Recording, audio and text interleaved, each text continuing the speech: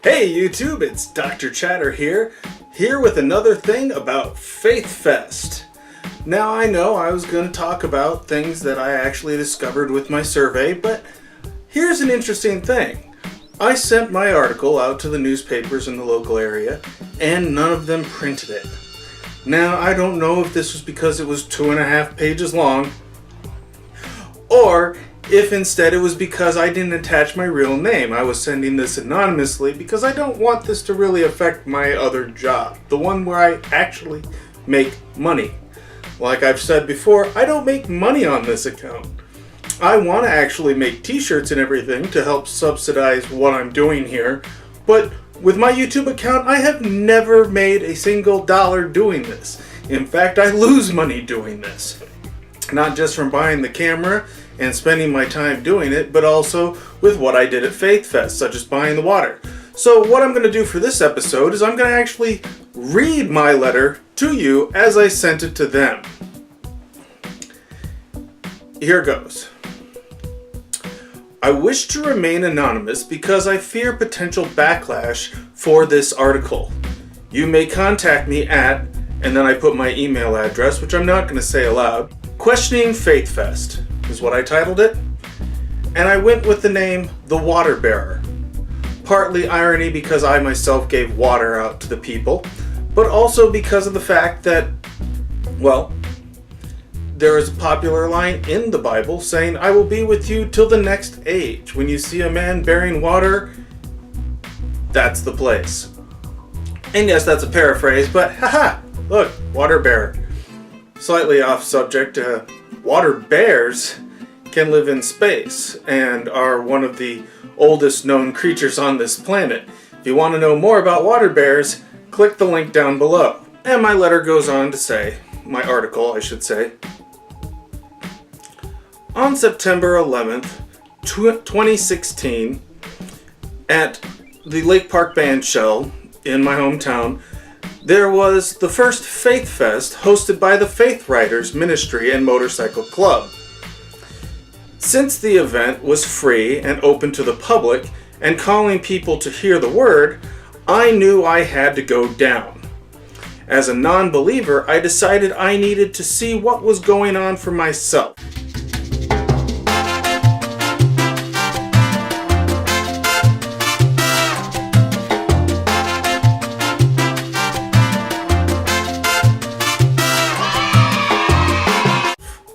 I made it a point to reiterate multiple times when spoken to that I was not trying to be judgmental, but rather to get their thoughts and feelings on their faith.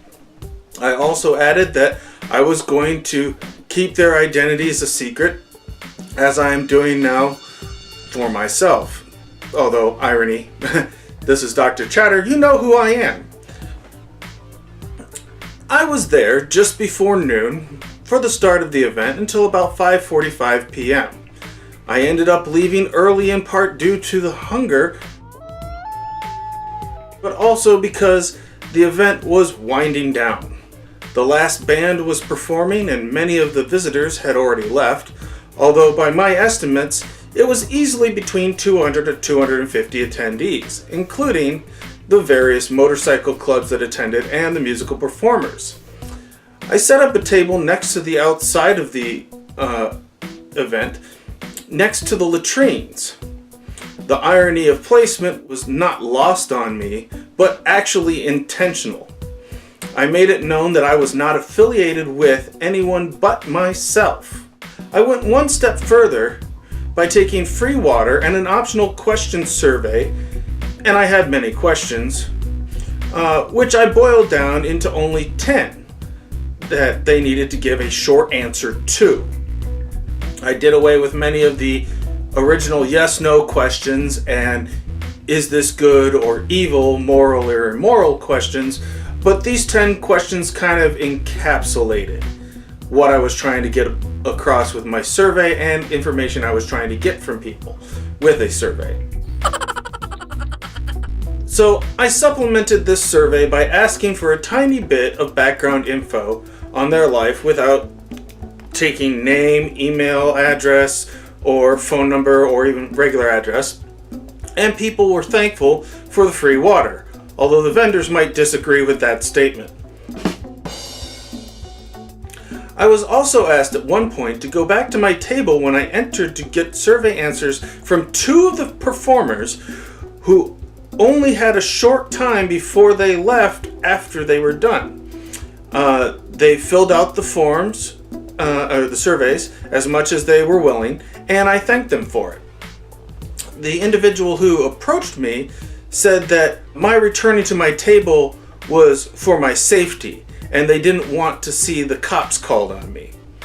Regardless of any deeper motive he may have had, I thanked him, collected the surveys, and returned to my table.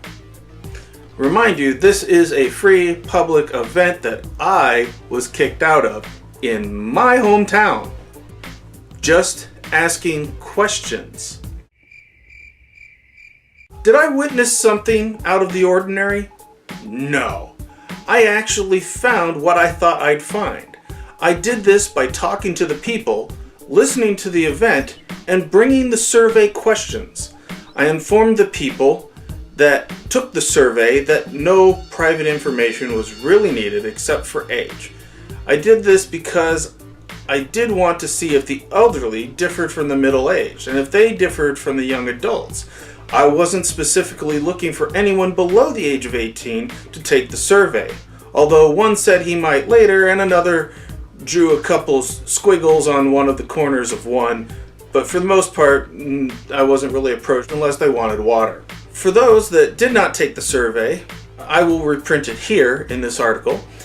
If the reader, you, or the person that was supposed to be reading this article, wants to take or read the survey, you can. I had a lot of questions, and these were the ones I presented to the attendees. And this is how I started each one of those survey forms. I started out, I'll reprint it here. You may pass or abstain on any question. You may quote, paraphrase, or cite any text. Then I asked for age, today's biblical date, faith or denomination, if they were local, and from where they were from, what their Bible of choice was, and if they had read their Bible entirely. And included not only the yes/no for did they read it, but it included a third option so they could say, well, I've only read part of it. And this is one that I thought was a fairly interesting set of information that I got from people, and it correlates to what later came with the survey and some of their other answers. And I'll get to that in a later episode. Let me just continue on. These are the 10 questions.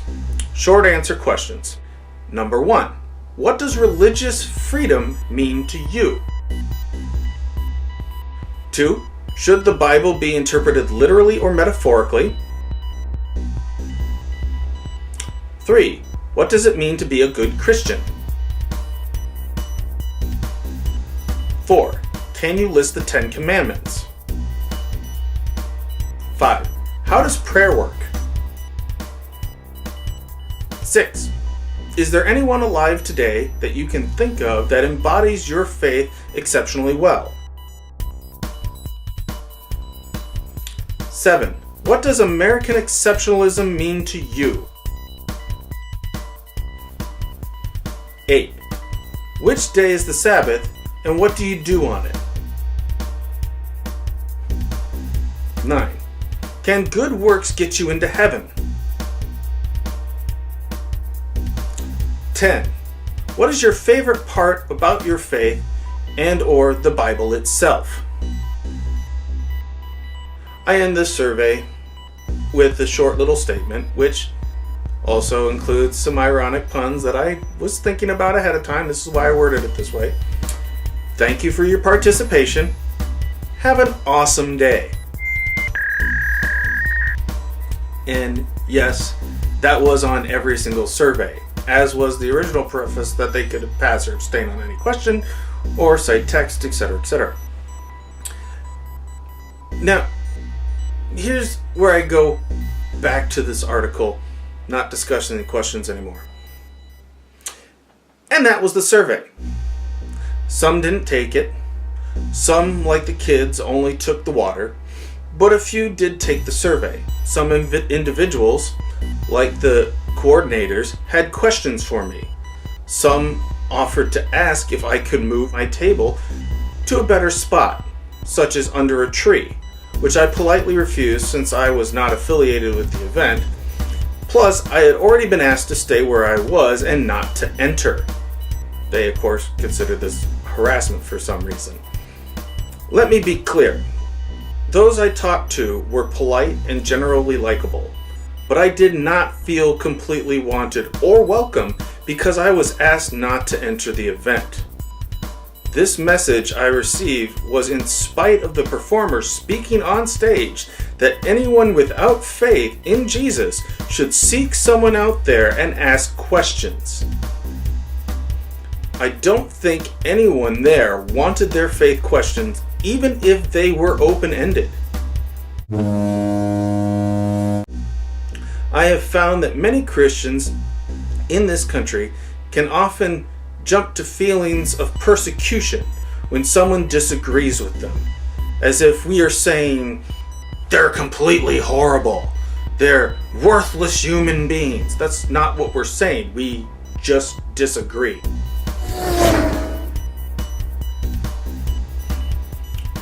Like I said, I wasn't trying to judge them because I just wanted to hear what they had to say and read what they wrote. But have you ever been excluded from being who you are, for asking questions, for charity? And in reference to this article, have you ever not been included in a newspaper when you wrote an article, the same size as other articles they printed? I hope now you can see my dilemma. Did I enjoy myself? Yes and no. There were parts I liked and parts I did not. Surprisingly, it was not as bad as I thought it might be. And I liked some of the secular music that the bands covered or remixed, although I wish they had played each of them to completion. Their technical prowess with their instruments, skills at motivating and engaging the crowd, and setup were fairly good. I didn't visit more than one booth, but I did donate to one of those bands' gas funds because I too have been unable to get home before, and I can identify with that aspect. I think anyone who hasn't been able to get home for any reason, whether it be a holiday or vacation or you just can't get home, you're stuck at work, whatever, you can identify with this. I thought the band's Love Trumps Fear shirt was ironic, especially for my situation at the event and our current presidential race. Of course, I did thank all of those that approached me with their questions and did so even more for those that filled out the survey, even if it was only partially completed. I got a lot of nice compliments about my questions, but I was more interested in their answers. As a few remarked, these are some pretty deep questions. Actually, they weren't that deep of thoughts. And at the same time, I worded some of them in a way that I should have rethought. I should have taken more time on these questions. I really should have.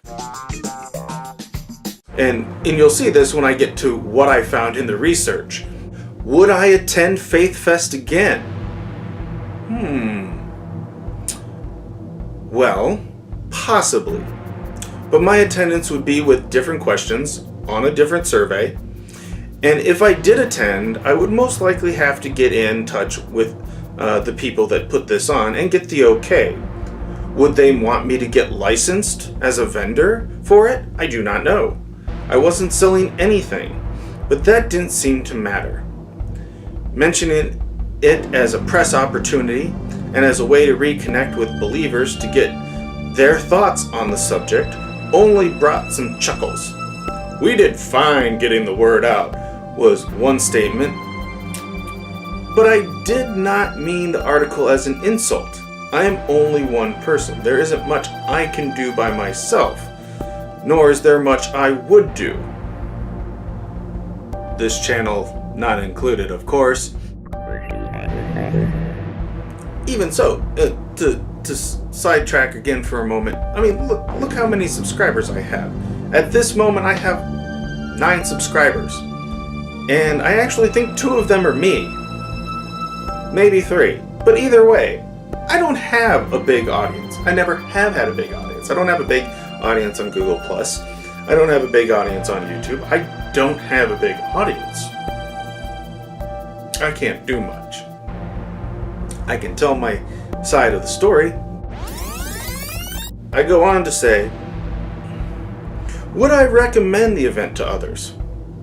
Well, to some of my Christian friends and family, I would. However, I have friends of many faiths and some of no faith at all. To those friends, I would say, if you really want to, then go ahead, but I don't recommend it. In my opinion, any Faithfest would be more inclusive, not just of one religion, but inclusive of all religions and beliefs. I also feel it would be inclusive of differing opinions and welcoming of charity. Events like these are learning experiences for everyone, regardless of which side of the fence you are on. Plus, I have heard many people of the faith say they shouldn't shy away from unbelievers. It was an interesting experience, to say the least. Whether you are looking to protect public safety or someone's individual safety, it seems odd to me that an open survey and hydration that some people could refuse would be called harassment and considered a potential threat to anyone's safety. Was I converted? No, I wasn't. I saw what I had expected to see and more.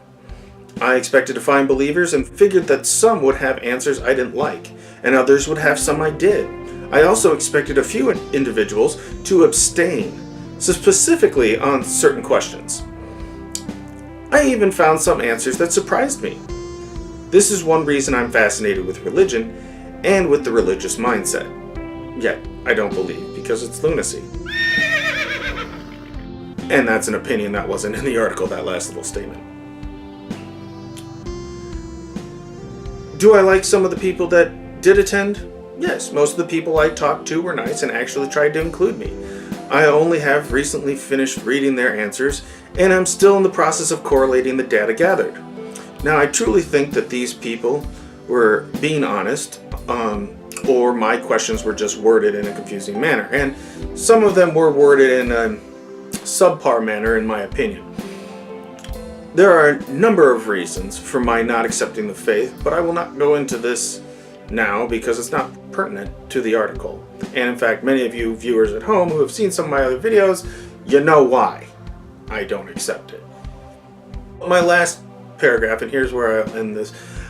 I will leave you with a parable of sorts that actually happened at the event. At one point during the event, I expressed my sadness at seeing one of the American flags almost blown off of one of the flagpoles in front of me. The rope at the top that had kept it tied to the pole had snapped, broken.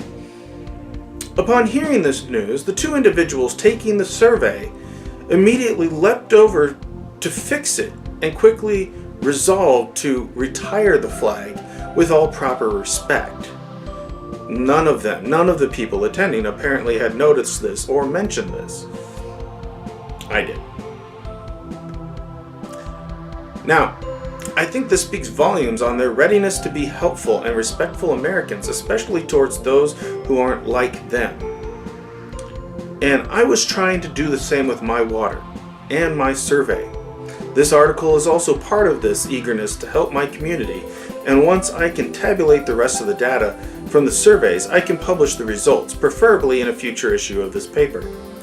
We can work together to make this town a great place, to live where everyone feels welcome and included, just as when I pointed to a problem and those 2 people worked together to solve it.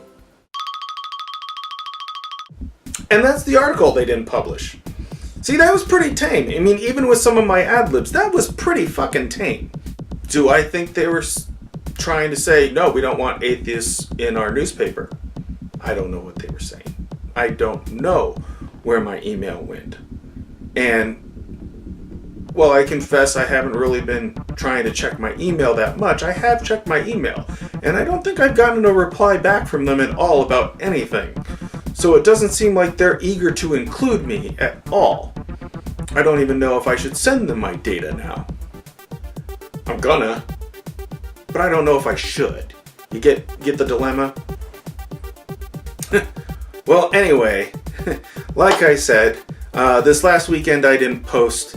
Well, I should say the previous weekend I didn't post because we're past another weekend now. This was the video that was supposed to be for this weekend, and the one before it kind of got bumped because I wasn't done tabulating the data, wanted to do this video, and of course I have a friend that I've been helping out make a movie. It's a prequel to The Mask. You can check out his channel at gerbet.tv right here on YouTube and see some of the trailer and some of the behind the scenes footage. It seems like it's going to be one of his better movies, which is kind of nice, and the irony is my character. Yes, yours truly, the creator of Dr. Chatter, I should say, got to play a character, and he was a custodian who worked at a church, which is very ironic. But yeah, that's it. So from everyone here at Dr. Chatter, I'm your custodial host. Never found the faith, Dr. Chatter, reminding all of you that knowledge changes the world.